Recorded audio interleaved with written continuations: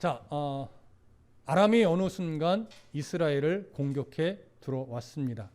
그래서 사마리아 성, 북이스라엘의 수도였던 사마리아의 성을 에워쌌지요. 에워쌈으로 말미암아 놀란 이 북이스라엘의 여호람 왕은 성문을 굳게 잠그고 공성전에 들어갔습니다. 공성전에 들어가자마자 이스라엘은 사실은 이 공성전 전쟁을 준비하지 못했기 때문에 금방 성의 양식이 바닥나 버렸습니다. 그래서 물가는 엄청나게 올라갔고 그동안 거들떠도 보지 않았던 것들이 엄청난 가격에 팔리면서 이제 성 안에 먹을 것은 거의 남지 않았습니다. 그러다 보니까 어느 상황까지 가버렸냐면 자식을 삶아 먹는 상황까지 가버렸죠. 이건 뭐 말도 안 되는 상황이 벌어졌어요. 이렇게 극악한 상황까지 가다 보니까 이 상황을 놓고 여호람 왕은 자신들이 하나님을 회개하는 것을 선택하는 것이 아니라 이게 다 하나님 때문이다 이렇게 책임을 하나님께로 돌렸고 그러다 보니까 이제 누구를 죽이려고 했어요? 하나님의 사람인 엘리사를 죽이려고 했습니다. 그래서 한 장관을 엘리사에게 보냈죠. 그를 잡아서 죽이라는 거예요. 그때 엘리사는 한 장관에게 말합니다. 하나님께서 이제 이 문제를 해결할 것이다. 곧 모든 물가가 안정될 것이고 양식을 풍족하게 먹게 될 것이다.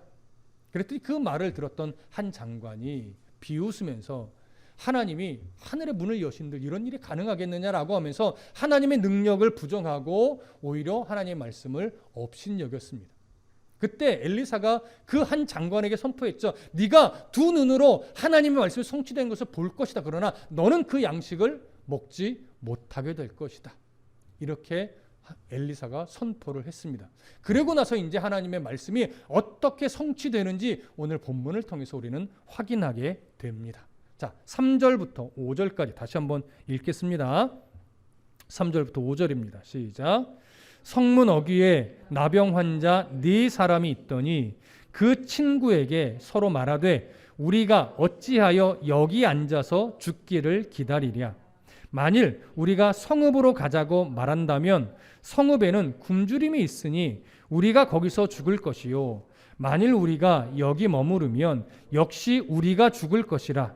그런즉 우리가 가서 아람 군대에게 항복하자. 그들이 우리를 살려두면 살 것이요 우리를 죽이면 죽을 것이라 하고 아람 진으로 가려 하매 해질 무렵에 일어나 아람 진영 끝에 이르러서 본즉 그곳에 한 사람도 없으니. 자, 굳게 닫힌 사마리아 성문 어귀에 성문 입구에 누가 지금 있어요? 4명의 나병 환자가 있어요.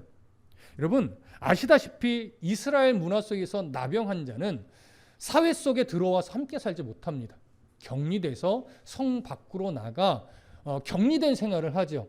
그래서 이들이 살아가는 방법은 어떻게 보면 두 가지예요. 하나는 뭐냐면 성 안으로는 못 들어가고 성 밖에 문 입구에 앉아서 지나가는 사람들에게 구걸을 해서 먹고 사는 겁니다. 또 하나는 성문 어귀에 앉아 있으면 성 안에 있는 가족들이 음식물을 갖다 주면 그것으로 또 하루하루 먹고 사는 거예요. 그러니까 가장 비참하게 살아가는 부류 중에 하나죠. 근데 현재 상황은 어떻게 돼요? 성문이 굳게 닫혔어요. 그러니까 사마리아 성문 어귀에 앉아 있어도 양식이 주어져요, 안 주어져요? 안 주어져요. 그러다 보니까 굶주림이 이들도 한계에 찬 겁니다. 한계에 찼을 때 성문 어귀에서 만난 이 4사람이 서로 논의를 하는데 성 안으로 들어갈 수도 없고 들어간다 한들 성 안도 이미 굶주림이 심각한 상태인데 우리가 살 길은 없다. 여기 있으나 어디 있으나 죽기는 마찬가지니까 차라리 우리가 이럴 바에는 아람 군대에 가서 항복하자. 그래서 그들이 살려주면 양식을 우리에게 조금이라도 주지 않겠느냐. 그럼 그렇게 먹고 살자. 아니면 그들이 우리를 무시하고 죽이면 어차피 죽을 거 그냥 그렇게 죽지 뭐 라고 서로 결심을 한 거예요. 그래서 해질 무렵 저녁에 용기를 내서 아람 진영으로 간 겁니다. 근데 아람 진영 끝쯤 갔어요. 아람 진영 거의 다다랐을 때쯤에 가서 아람 진영을 살펴보는데 인기척이 있어요, 없어요? 없단 얘기예요. 아람 사람이 한 명도 없었대요. 자, 이제 다음 절을 보면 왜 그 아람 진영의 사람이 없게 됐는지 그 이유를 이제 보여주죠. 그 부분을 살펴보겠습니다. 6절부터 7절까지 함께 읽겠습니다. 시작. 이는 주께서 아람 군대로 병거 소리와 말소리와 큰 군대의 소리를 듣게 하셨으므로 아람 사람이 서로 말하기를 이스라엘 왕이 우리를 치려하여 햇사람의 왕들과 애굽 왕들에게 값을 주고 그들을 우리에게 오게 하였다 하고 해질 무렵에 일어나 도망하되 그 장막과 말과 나귀를 버리고 진영을 그대로 두고 목숨을 위하여 도망하였음이라. 자, 이때도 이제 해질 무렵에 다가오고 있습니다. 그때쯤에 아람 진영 군대에 어떤 일이 벌어졌냐면 아람 진영에 있는 모든 군인들이 어떤 심각한 소리를 듣는데 그 소리를 오늘 성경은 병거 소리, 말소리, 어마어마한 큰 군대의 소리를 들었대요. 그래서 이들이 기겁을 한 거예요. 혼비백산한 거예요. 그래서 이 소리를 어떤 소리라고 이들이 딱 여겨버렸냐면 이스라엘이 해쪽 속의 왕들과 애굽의 왕들에게 돈을 주고 용병을 사서 동맹을 맺은 거예요. 연합군을 형성한 거예요. 그래서 엄청난 대군을 형성해서 아람과 싸우려고 지금 그 군대들이 몰려오고 있는 소리로 들은 거죠.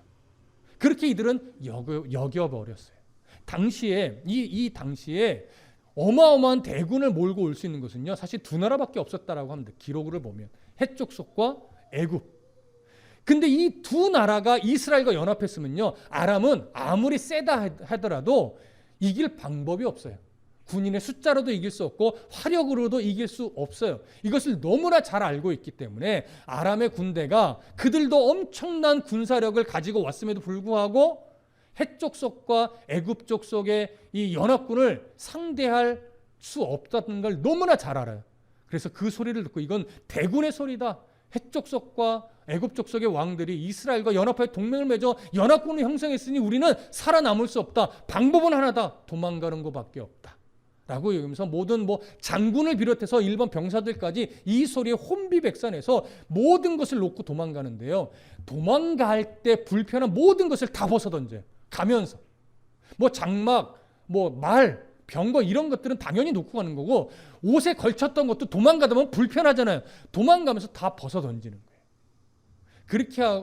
그렇게 해서 수많은 이 아람의 군사들이 아람으로 순식간에 도망가 버렸습니다. 자, 그런데 재밌는 것은 이들이 도망갔을 시기를 어느 때라고 성경이 말하냐면 7절에 해질 무렵에 일어나서 도망하되 그 장막과 말과 나귀를 버리고 진영을 그대로 두고 목숨을 위하여 도망하였습니다. 자, 그러면 이들이 해질 무렵에 들었던 소리는 북이스라엘 사람들, 사마리아 성 안에 있는 사람들은 들었을까요? 못 들었을까요? 못 들었죠. 오직 누구만 지금 들은 거예요? 아람의 군사들만 들은 거예요. 근데 이때 아람을 향해서 오고 있던 사람들이 있었죠. 누가 아람의 진영을 향해서 오고 있었어요? 나병 환자 4명이에요. 해질 무렵에 나병 환자 4명이 아람 진영으로 오고 있었고 그때 아람 진영의 사람들은 어떤 소리를 들어요? 엄청난 군사, 대군의 소리를 들어요.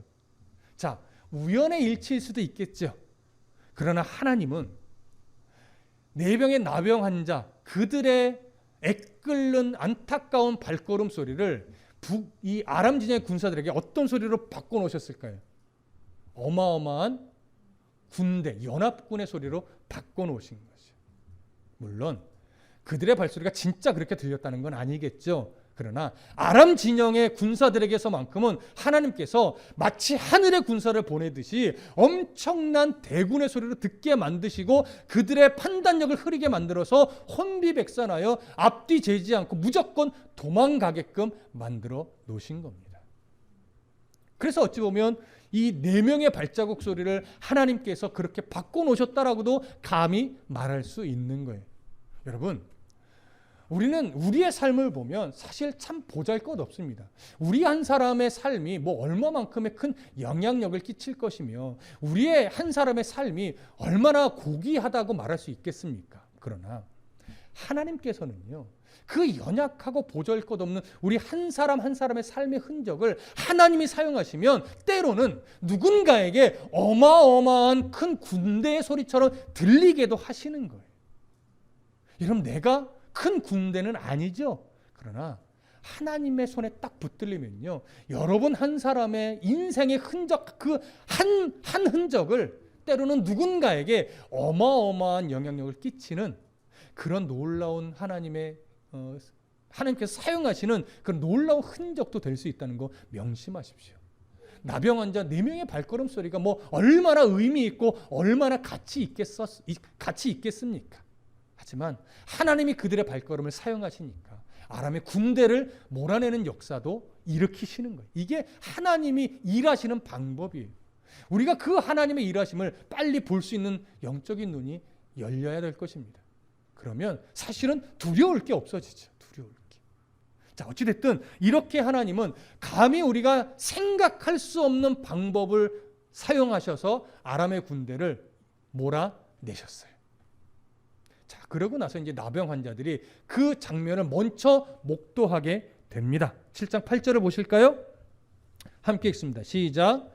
그 나병 환자들이 진영 끝에 이르자 한 장막에 들어가서 먹고 마시고 거기서 은과 금과 의복을 가지고 가서 감추고 다시 와서 다른 장막에 들어가 거기서도 가지고 가서 감추니라.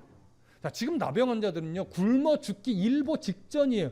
신락 같은 하나의 그 가능성을 보고 찾아온 거란 말이죠. 그런데 아람 진영에 딱 와보니까 아무도 없어요. 진영 안에 들어가니까 먹을 것도 있지요, 금도 있지요, 은도 있지요, 멋있는 옷도 있어요. 그러니까 일단 이들은 뭐부터 해결할까요? 굶주림부터 해결해요. 그냥 정신없이 먹습니다. 정신없이 먹고 어느 정도 배가 차니까 이제 눈에 뭐가 들어와요? 보석이 들어와요. 눈에 또 뭐가 들어와요? 멋진 옷도 들어와요. 그래서 그것을 가지고 나가서 자기들만 아는 곳에 막 감춰요. 그리고 또 와서 뭐 없나 막 뒤져요. 그렇게 그 밤에 먹고 감추는 일을 하다가 문득 굶어 죽어가고 있는 사마리아 성 안의 동족들을 생각하게 됩니다. 갑자기 정신을 차린 거죠. 자, 이들이 어떤 생각을 하게 됐는지 함께 볼까요? 7장 9절을 봅니다. 9절 함께 읽습니다. 시작. 나병 환자들이 그 친구에게 서로 말하되 우리가 이렇게 해서는 아니 되겠도다. 오늘은 아름다운 소식이 있는 날이거늘 우리가 침묵하고 있도다. 만일 밝은 아침까지 기다리면 벌이 우리에게 미칠지니 이제 떠나 왕궁에 가서 알리자 하고. 자, 정신없이 먹고 보석을 챙기던 이 4명의 나병 환자들이 갑자기 정신을 차리고 이제 굶어 죽어가는 동족을 생각하고, 우리가 이 사실을 이 아람의 진영의 군사들이 다 도망가고 양식과 여러 물건들이 남아있다는 소식을 우리 동족들에게 알리지 않는다면 우리는 정말 벌을 받을 거다, 이렇게 얘기를 합니다. 여기서 벌을 받는다는 것은 이 사실이 알려졌을 때 북이스라엘 사람들에게 벌을 받는다는 의미도 될 수 있고, 하나님께서 우리에게 벌을 주신다는 의미도 될 수 있습니다. 뭐 어느 쪽에서 벌을 받든 뭐 두 군데서 다 받을 수도 있겠죠. 그러나 이들은 동족을 생각하면서 이러다 우리가 벌을 받지라고 여기면서 빨리 가서 알리자, 이렇게 결심을 합니다. 사실 이들이 안 알려도 무방하지요. 왜냐하면 동족에게 이미 버림받아서 가장 비참한 삶을 살던 사람들이에요. 그러니 사실은 억울하기도 하고 분통 터져서 에이, 안 알려, 우리를 버린 사람들인데 뭐 이렇게 여길 수도 있어요. 하지만 그들은 동족을 생각했습니다. 그리고 가서 알리기로 결심을 했어요. 자, 이제 가서 알리는 장면을 함께 봅니다. 10절부터 14절입니다. 함께 읽습니다. 시작. 가서 성읍 문지기를 불러 그들에게 말하여 이르되 우리가 아람진에 이르러서 보니 거기에 한 사람도 없고 사람의 소리도 없고 오직 말과 나귀만 메어 있고 장막들이 그대로 있더이다 하는지라. 그가 문지기들을 부르매 그들이 왕궁에 있는 자에게 말하니 왕이 밤에 일어나 그의 신복들에게 이르되 아람 사람이 우리에게 행한 것을 내가 너희에게 알게 하노니 그들이 우리가 줄인 것을 알고 있으므로 그 진영을 떠나서 들에 매복하고 스스로 이르기를 그들이 성읍에서 나오거든 우리가 사로잡고 성읍에 들어가겠다 한 것이니라 하니 그의 신하 중 한 사람이 대답하여 이르되 청하건대 아직 성중에 남아있는 말 5마리를 취하고 사람을 보내 정탐하게 하소서. 그것들이 성중에 남아있는 이스라엘 온 무리 곧 멸망한 이스라엘 온 무리와 같으니이다 하고 그들이 병거 둘과 그 말들을 취한지라 왕이 아람 군대 뒤로 보내며 가서 정탐하라 하였더니. 자, 나병 환자들이 이제 성문으로 가서 문지기에게 이 사실을 전했어요. 자, 문지기는 사실 믿을 수 있는 소리는 아니에요. 그러나 그 말 그대로 이제 관리에게 전했겠죠. 관리는 이제 당장 달려가서 누구에게 전했겠습니까? 당연히 여호람 왕에게 전했겠죠. 왕은 잠자다가 일어나서 이 말을 들었습니다. 아람 진영의 군대들이 다 도망갔다는 소식을 전해 들었는데 북이스라엘 왕 여호람이 그 말을 믿었을까요? 못 믿었을까요? 오늘 성경에 보니까 믿지 못했어요. 이스라엘 왕은 이렇게 생각합니다. 이것은 그들의 작전이다. 도망간 듯 꾸며놓고 매복하고 있다가 우리가 성문을 열고 나오면 우리를 치고 성문 안으로 들어가서 우리를 다 진멸하려고 하는 그들의 방법일 수 있으니 함부로 나가서는 안 된다. 이렇게 이야기를 합니다. 그때 한 장관이 뭐라고 해요? 그렇다면 정탐꾼을 보내서 확인하십시다. 이렇게 말했고 왕은 그 말을 수락하여 정탐꾼을 보내라. 이렇게 이야기를 합니다. 자, 여기서 이제 우리가 한 가지 중요하게 생각할 것이 뭐냐면 우리는 이렇게 생각하게 돼요. 북이스라엘 왕이 참 믿음이 없다. 왜 그들의 말을 못 믿지? 좀 불신앙 아니야? 이렇게 생각하게 돼요. 그러나 여러분 잘 생각해 보세요. 북이스라엘 왕의 반응이 사실은 정상적인 반응인 거예요. 그걸 어떻게 믿습니까? 믿을 수가 없죠. 근데 믿을 수 없는 중요한 이유가 있어요. 믿을 수 없는 중요한 이유. 지금 아람의 입장에서는 조금만 지나면 사마리아 성 정복하는 건 당연한 일이에요. 사마리아 성은요, 이제 버틸 만큼 버텨서 더 이상 버틸 수 없어요. 곧 항복하고 나오든지 다 굶주려 죽는 것밖에 답이 없어요. 그러니까 아람의 입장에서는 도망갈 이유가 있어요, 없어요? 전혀 없단 말이에요. 그러니까 당연히 믿을 수 없는 것이 정상이에요. 그래서 이건 불신앙이라고 말할 수는 없지만 북이스라엘 왕이 한 가지 놓친 게 있죠. 그럼 뭘 놓쳤을까요? 믿지 못하는 건 당연한 건데, 그렇게 반응하는 건 당연한 건데, 이스라엘의 왕 여호람이 실수한 것은, 그렇다면 이 상황에서 어떻게 해야 될까요? 무조건 못 믿는다, 할 수 없다 해야 될까요? 아니죠. 하나님을 믿는 백성이잖아요. 하나님 나라의 백성이잖아요. 그렇다면 이 상황에 대한 상황을 들었을 때 하나님께 나아가 물었어야죠. 왜냐하면 하나님은 눈에 보이는 현실 위에 계신 하나님이란 말이에요. 내 생각, 내 판단, 내 이성으로는 말이 안 되는 상황인데 우리 하나님은 말이 안 되는 상황도 일으키실 수 있는 전능하신 하나님이기 때문에 하나님께 나가서 물어야죠. 그러면 하나님께서 제사장을 통해 응답을 주셨을 텐데 그걸 안 한단 말이에요. 내 생각과 내 이성과 내 판단으로 아니면 그냥 아니라고 생각하는 거예요. 여호람 왕은요, 이미 이전에 하나님이 어떤 역사를 일으키시는 분인지 수없이 봐왔어요. 말도 안 되는 놀라운 일들로 자기들을 지켜내신 것도 봐왔단 말이에요. 수년 전까지만 해도 어떤 일도 있었어요? 아람의 왕이 은밀하게 진행하는 모든 일을 엘리사를 통해서 다 알려줘서 아람이 정말 손끝도 이스라엘을 공격하지 못하도록 그렇게 보호하신 흔적도 있단 말이에요.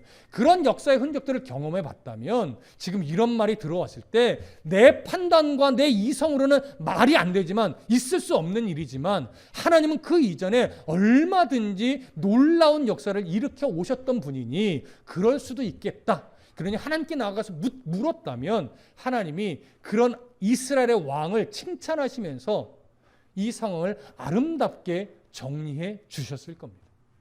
그래서 이 부분이 안타까운 거예요. 못 믿었다는 부분이 잘못된 것이 아니고 그런 상황에 놓였을 때 하나님께 나아가 묻지 않았다는 것, 이것이 심각한 문제인 거예요. 묻지 않고 한 신하가 정탐꾼을 보내자니까 그제서야 그래 정탐꾼을 보내 확인해 보자 이렇게 된 거죠. 자, 그래서 이제 정탐꾼이 확인하러 나갑니다. 그 부분을 보시죠. 15절부터 20절까지 함께 읽습니다. 15절부터 20절 시작. 그들이 그들의 뒤를 따라 요단에 이른즉 아람 사람이 급히 도망하느라고 버린 의복과 병기가 길에 가득하였더라. 사자가 돌아와서 왕에게 알리니 백성들이 나가서 아람 사람의 진영을 노략한지라.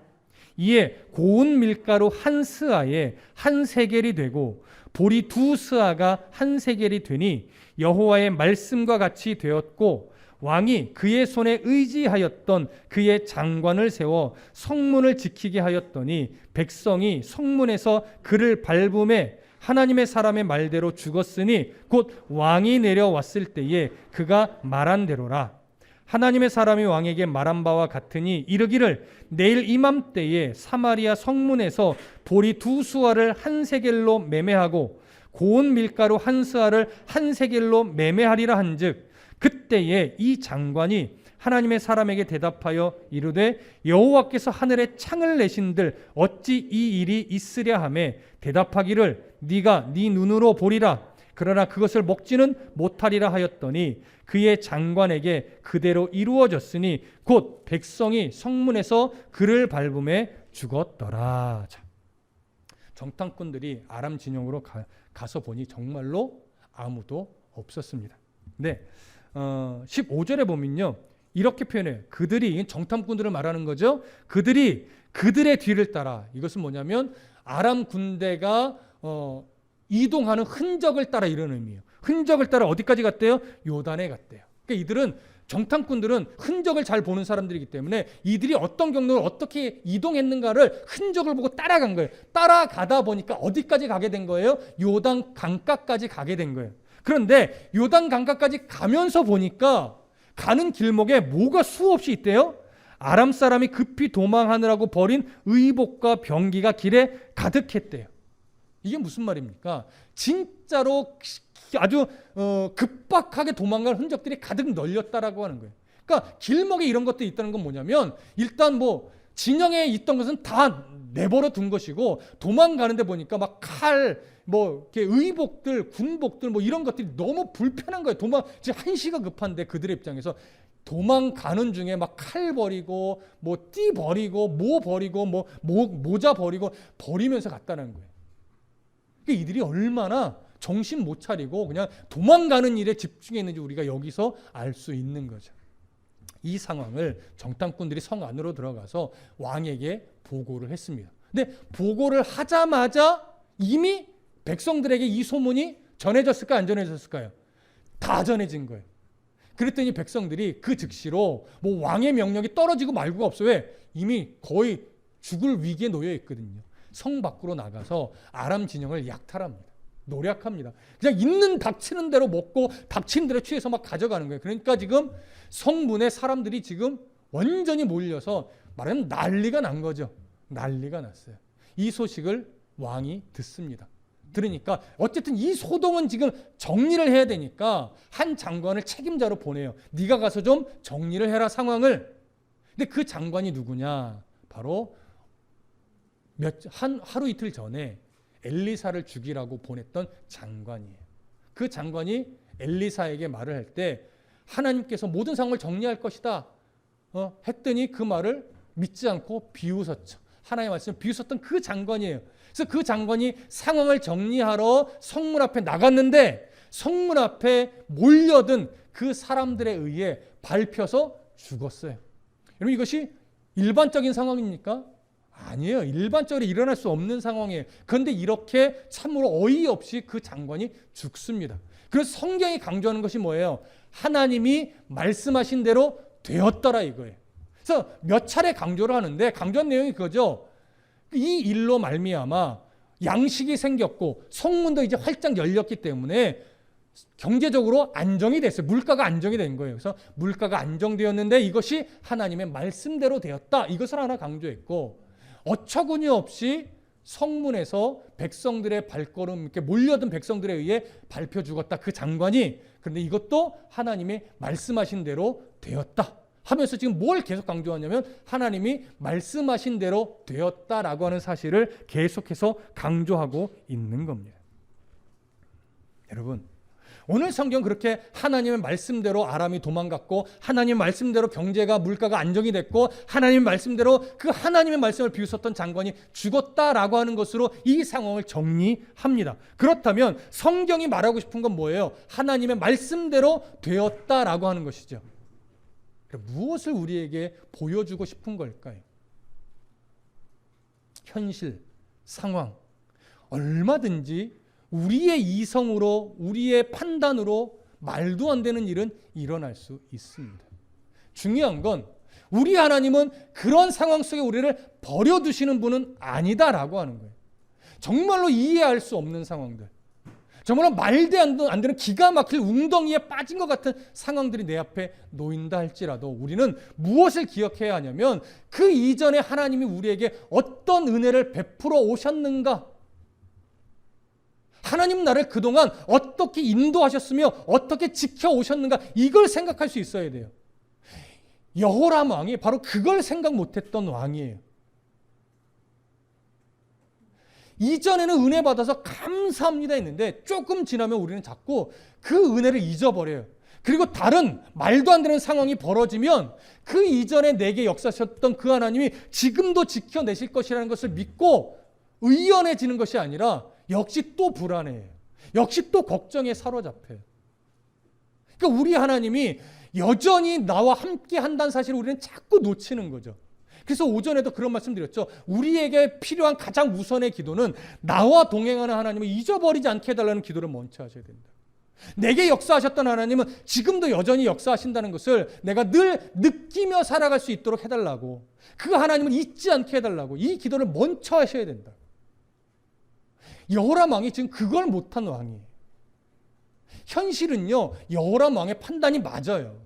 여러분, 현실을 보면 우리가 염려하고 걱정하고 때로는 두려워하는 게 맞습니다. 현실만 보면. 그런데 우리 하나님은요, 그 현실의 위에 계신 하나님이란 걸 알잖아요. 근데 자꾸 우리가 그것을 이론적으로만 여기니까 자꾸 막막한 상황만 생기면 하나님을 기억하지 못하고 하나님을 신뢰하지 못하고 불안해해요. 염려에 빠져요. 근심에 빠져요. 근데 가만 생각해 보면 지난날의 흔적 속에 얼마든지 나를 지켜내셨던 하나님의 은혜가 계속 있어 왔는데 막상 또 눈앞에 그 상황이 오면 그런 하나님이 또 그렇게 날 도와주시겠어? 이렇게 여기시는 것 같아요. 여러분, 우리 하나님은 그렇게 능력이 모자른 하나님이 아닙니다. 우리가 믿는 하나님은요, 실수하시는 하나님이 아닙니다. 우리가 믿는 하나님은요, 정말 우리가 아무 의미 없이 아무 가치 없이 그렇게 삶을 망가뜨리도록 내버려 두시는 하나님이 아니에요. 여러분, 이해할 수 없는 상황이 벌어졌을 때 내 판단으로는 도대체 하나님 왜 이러시지? 라고 여길 만한 상황이 생겼을 때 그렇게 여기시는 건 당연해요. 하지만 한 가지를 더 보셔야죠. 우리 하나님은 그 상황 위에 계신 하나님으로서 절대 우리를 실수로라도 놓치시거나 외면하시는 분이 아니다라고 하는 사실. 이것을 놓치지 않아야 절망에 사로잡히지 않을 수 있습니다. 여호람 왕처럼 절망에 빠져서 내가 어찌하랴, 백성들이 울부짖을 때 내가 어찌하랴, 하나님도 못하신다, 이런 말도 안 되는 소리를 안 할 수 있는 거예요. 여러분, 제가 종종 얘기하죠. 저는 막 사회생활을 많이 해본 그런 목회자는 아닙니다. 그러다 보니까 실제로 여러분들이 현실을 막 살아내실 때 부딪히는, 경험하는, 마주대하는 그 힘겨움들을 사실 저는 많이 알 수 없어요. 그러다 보니까 여러분 이럴 때 이렇게 힘드시죠? 막 이렇게 공감하고 이런 공감 능력이 사실은 부족하다고 볼 수 있어요. 그러다 보니까 저는 무엇밖에 할 수 없는 목회자냐면 성경에서 이렇게 말합니다. 성경에서 우리 하나님은 이런 하나님입니다라고 밖에 말할 수 없어요. 제가 여러분들의 직업의 특성을 뭐 얼마나 많이 알겠습니까? 또 그 직장에서 어떤 어려움을 겪는지 제가 얼마나 알면 얼마나 많이 알겠습니까? 하지만 그 현실과 그 부딪힘, 그 무게가 얼마나 무거운지는 저는 다 알지는 못하지만 결국은 우리 하나님은 그런 어려움들 위에 계신 하나님이라는 것을 성경이 끊임없이 증언하고 있어요. 그래서 제가 할 수 있는 말은 우리 하나님은 어떤 하나님인지, 우리 하나님이 성경에서 도대체 그 성경의 안에 있는 인물의 삶 속에서 어떻게 역사하신 하나님인지, 그리고 성경이 약속하는 건 그때 그렇게 역사하신 하나님은 그 먼 역사 속에만 있었던 하나님이 아니라 지금의 역사에도 동일하게 역사하는 하나님이라는 것, 그것을 여러분들에게 전해줄 수밖에 없습니다. 그리고 그 하나님은 앞으로도 우리의 역사 속에 동일하게 역사하시는 하나님이라는 것, 그것밖에 여러분들에게 말씀드릴 수 없어요.